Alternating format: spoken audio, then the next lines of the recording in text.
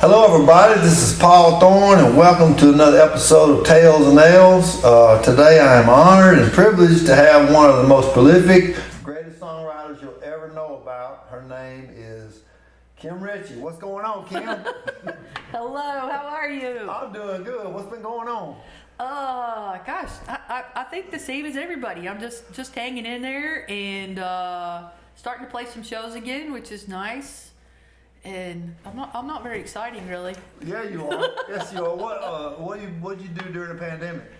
Well, at first, I have to say, when they first said, you just have to stay home, I thought, wow, this is great. It was like having a couple months of snow days, when you got out of school. And I thought, I'm going to stay home.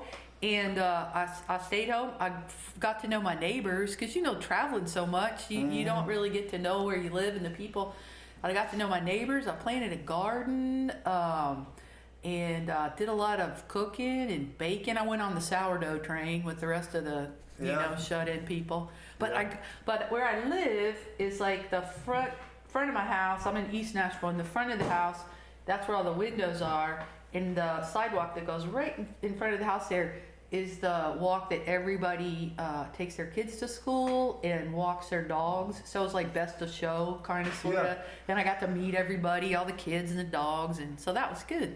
I can totally relate. I was telling somebody a while ago, if you're a traveling musician, the pandemic, in a lot of ways, it was a happy time. Until the winter came, then it wasn't so much fun then. Yeah, but just the things you mentioned, walking down the sidewalk, getting to know your neighbors, yeah. that was a nice thing, wasn't it? Yeah, just doing like regular stuff that you don't get to do when you're gone all the time. I carried that garbage can to the road every Wednesday with a smile on my face. I really did. I was like, yeah, I got this. But one of the things I want to do is I want to talk about how I met you. Okay. And you may not remember, but I do. I do. I met you, of all places, in France. At a castle. At a castle. And could you tell some of these folks that don't know about that what it was? Well, Miles Copeland, right? He organized the whole thing, and we were there a week at a castle. It was like a real castle in France, and they had a lot of songwriters and then artists, and we would get together, and you were assigned your people that you wrote with for the day. There'd be 3 writers, and it was different every day, and we were meant to write a song and then also record it by the end of the day, the end of the evening. And so they had 3 different studios, and so there were so many great musicians there. You just kind of pulled in people from all the different groups to come and play on your stuff, and like I think Timothy B. Schmidt played bass on one of my songs or something like crazy? that. It was really wild. The people like Carole King was there, I know, and just all kinds of amazing people. Did you get to write with Carole? No, I wasn't there when she was. I got to write 3 songs with her. You did? It was awesome. It was awesome. And she was so sweet and everything. And I got to write a song with you. This is my take on that. I didn't bring very much to that song that we wrote. I love that song. It's a good song. But you know how sometimes when you write with somebody gets on a roll and then maybe the other person doesn't get on a roll? Well, for whatever reason that time, you got on a roll and you was bringing it and swinging it, as they say. And I only came up with 1 line in the whole song, and I felt like she knows I'm a fraud now. See, I didn't remember it that way at all. It was you and me and Maya Sharp. Maya Sharp, we wrote a song called "You Can't Lose Them All," and it's a really cool song, man. And but I just felt embarrassed because I couldn't come up with anything, but my name's on it, but it probably shouldn't be. No. But I remember riding with you. You were, and I mean this in a nice way. You were a perfectionist, and you knew you knew what it needed to be. And I actually learned a lot. Was I bossy? No, I learned a lot about you. I learned a lot riding with you. It was good, and it helped me up my game. But that song, "Can't Lose Them All," it was on the Glimmer record, right? Yeah. And then I'm assuming I saw that you re-recorded it. Is it like a 20th anniversary kind of thing? Yeah. We re-recorded all of Glimmer with Doug Lancio who's a really great guitar player and producer, and he played pretty much everything on there except like there's flugelhorn on and a couple different things, but he played anything with strings. It's a really nice remake of it. It's different. Oh, I'm glad you like It's a lot it. more mellow sound. Yeah. I like it. And in your career, aside from being a kick-ass singer-songwriter, you for yourself, you've had some success getting other people to record your songs. And I've looked at your resume. You got everybody from Trish Yearwood, Brooks and Dunn, and all that. And this is what I was wanting to ask you about pertaining to that. Have you noticed how getting a cut on somebody has changed dramatically since when you got those cuts back then? I think so. Yeah. Why do you think that is? Well, for me, once I start, making my own records and stuff, then you're just kind of gone and you're doing your own thing and not so much. Right. I think the first few songs, like the first Trisha Yearwood one, that she cut. It wasn't on any of my albums, but most of the other songs that I got cut were from my albums. I think. They would get copies of your album. Yeah. The same happened to me. I got a lot of cuts, but it wasn't because I was out there hunting for it. They just got my CDs and cut the songs. Right. That don't seem to happen anymore. Not so much. To come to think of it, I don't know. Yeah. Yeah. And now, a lot of songs you see now come out, they're written like by 6 people. Yeah, I think since the music business is kind of shrinking, that everybody's trying to get a little bit of what is left, like publishing, like all the artists are writers now, and used to be able to get songs cut more in Nashville, just as a writer, and not be the writing with the artist. Now you kind of have to write with the artist, I think, a lot and stuff. There was a time they were just looking for great songs, period. Yeah.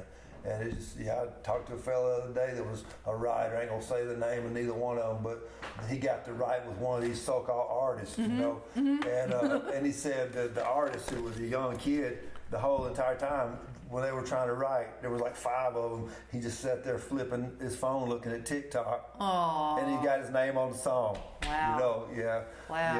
But it's a nice thing to say, though, for you, that you got songs cut because they were great songs. Oh, well, same to you. Speaking of that, you are really good at what you do. Could you play a song for us? Sure. And you pick it. Well, should I play Can't Lose Them All? You want to, you can. All right. Yeah, and there's one, I ain't got but one line in it, but it's in there somewhere. Do you want to stand up, or there could be a signal or something that you can do when your line comes around? I don't want your charity. All right, let's see if I can get this on here. Hold on. Yeah. You're in for a treat, folks. Let's see.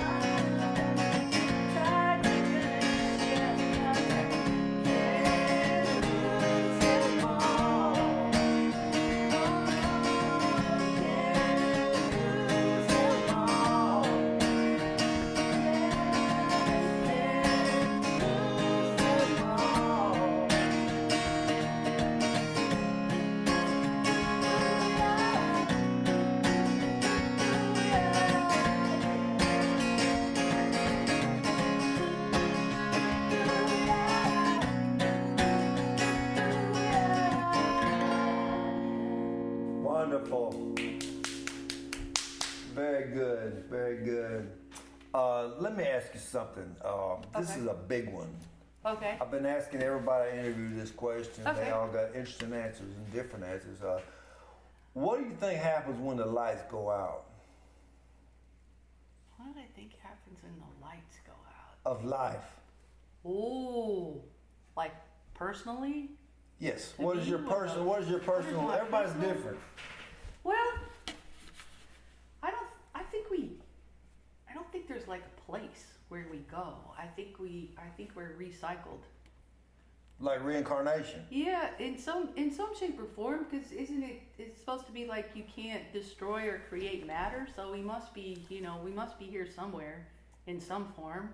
I've thought about that quite a bit myself. What do you think? Well, I don't know. But have you ever been going through some routine of the day and you do something you felt like you did it in another time? Oh, totally. Yeah. So that's kind of made me think about that could be a possibility. Yeah. But for me personally, I don't know. I don't know. No, I don't know either. But there's so much we don't know.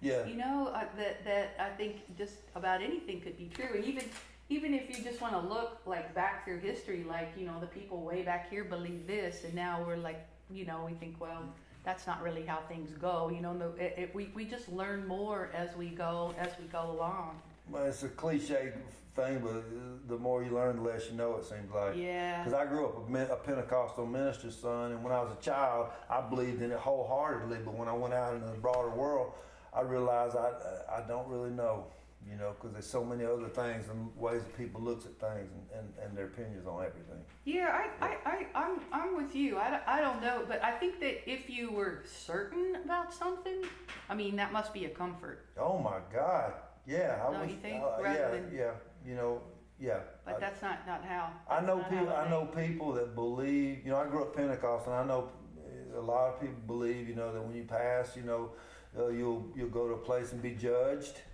Mm-hmm. That's just what they believe in. Yeah. You know, and you know, if you're good, you're gonna go where they got air conditioning, and if you're bad, they're gonna have a fire for you. So you know, I honestly, I can't buy into that anymore. You know? Yeah. You no. know? There's I don't know. You know what like, I don't know what there's a name for it, but when something spiritual, or when I think of like a greater power or something bigger, I always go back to nature, and that's what always brings those moments to me where I just think, I'm just a small bit of this big thing, but it's really beautiful. This big thing, like if you're looking up at the sky and see, the sky really gets me, like when there's beautiful clouds or something, and I just think, it's just, you know, I think that there's something out there. That, I swear that I think that all the time. Like, I like to go out and get a jog in the morning, and that's like my devotion. That's the meditation. And Yeah, when I'm with you. Yeah. I'm jogging along, I say I got strength in my body. I can still jog a little bit. The sun's coming up. That's my church, you know, and so we're pretty similar, I think, in that one area. Yeah, and, but you know, like those all the stuff that we don't know. Like, I read this book that I loved. It's called The Over Story, and it's a lot about trees, and it's a book of fiction. But there's one character in there. She's a scientist, and she was the woman. It's based on the woman who really discovered how trees communicate with each other. I mean, to the point where when we're walking through the woods, the trees know that we're there, and they are able. Oh, no, it's true. Huh? It's a fact, and they know that we're there. Or like if one tree gets some kind of disease or something, it's able to communicate to the other trees, so they're able to prepare themselves to kind of fight off that disease or like insects. Is it like on HR Puff and stuff? You remember that show? Well, I had a crush on the Billy guy. Do you remember that guy? Totally. The trees was talking. Well, you said the trees was talking. I thought about HR Puff and stuff. I did. I remember that show. Yeah, No. I remember that for sure. Not to smear my success in anyone's face, but I still have my HR Puff and stuff lunchbox. Really? Yeah. Wow. You were HR puffing stuff. Yeah. So what's coming? That was very enlightening, and I enjoyed what you said about spirituality and all that. And I'm with you on that. On another note, now what's coming up for you? I have some really fun things coming up. Actually, there's a band called the Accidentals. They're really great. It's a young band, and they're out of Traverse City, Michigan. And there's 2 women and a guy, and he plays drums, and they all sing. And then the 2 women play everything. They're cello, violin, guitar, bass, all of that stuff, and all of them sing like birds. They're just really fantastic. So the 2 women, I'm doing a tour, some dates up in the Pacific Northwest with them, Sav and Katie. And oh gosh, they're so young. When I was booking flights for us, I needed their birthdays, and one of them was 1995. And I was like, oh my word, that's when my first record came out. Time don't wait on nobody. 95.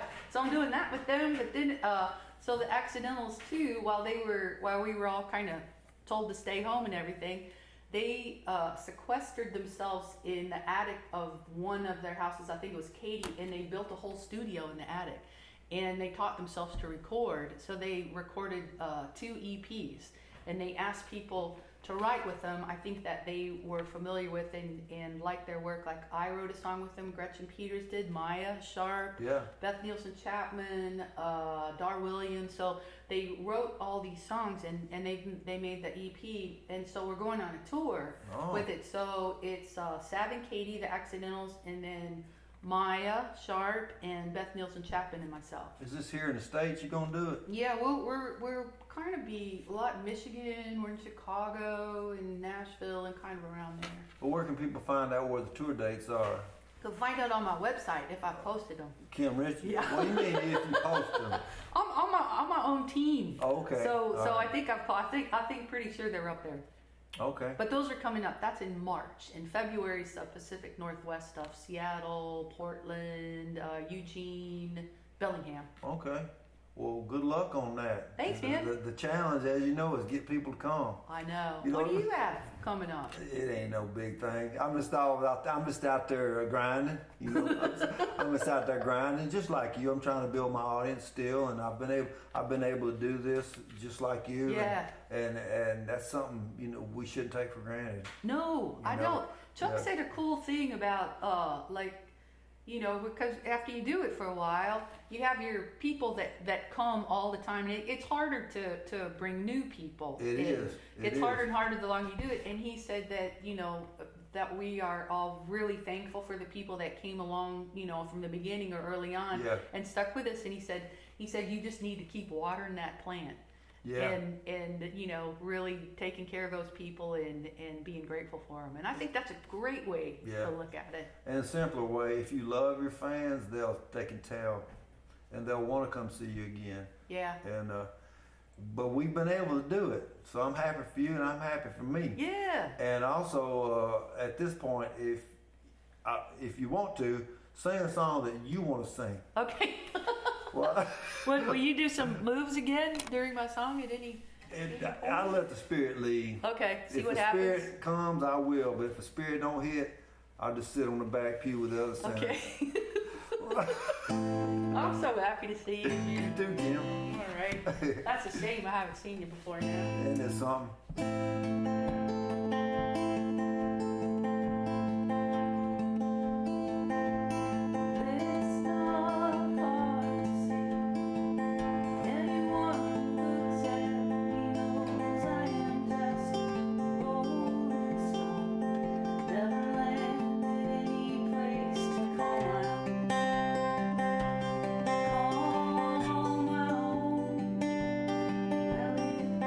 Seems like so long.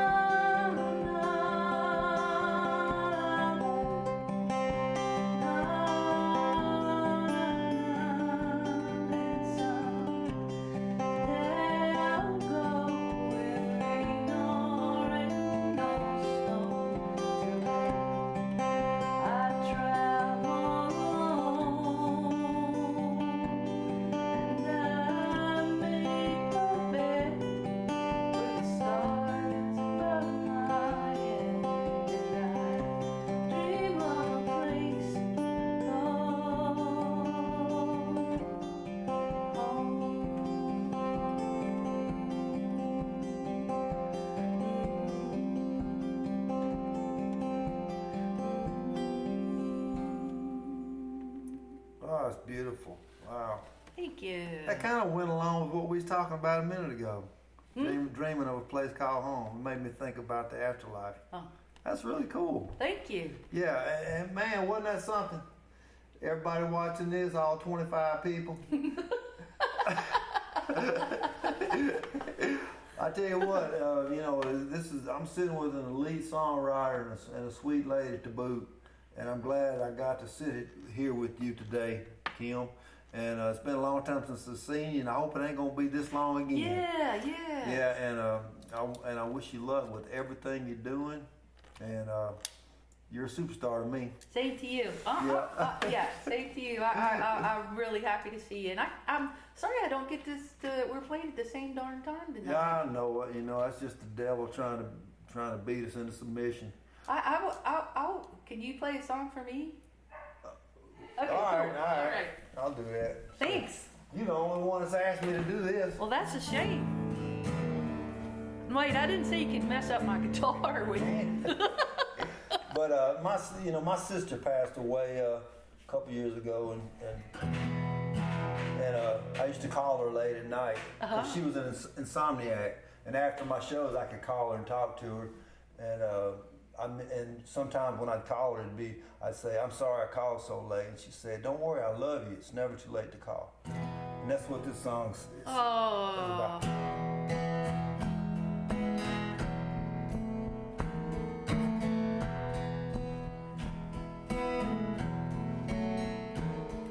Some nights I get intoxicated to forget about what's wrong. If you feel like a sparrow who is falling, you are not alone. When you're wearing concrete shoes at the bottom of a lake, and it feels like your heart can't take another break, just remember that I love you, and it's never too late to call.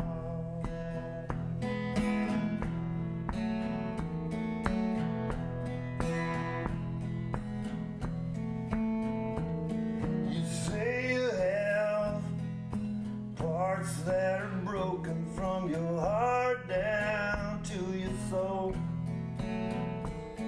but I see a jewel in the gutter. To me you shine like gold. When you're wearing concrete shoes at the bottom of a lake, and it feels like your heart can't take another break, just remember that I love you, and it's never too late to call. When you can't turn off the voices in your head, my phone stays on the nightstand by my bed. When you're wearing concrete shoes at the bottom of a lake, and it feels like your heart can't take another break, just remember that I love you, and it's never too late to call. No, it's never too late to call. Never too late to call. No, it's never too late to call.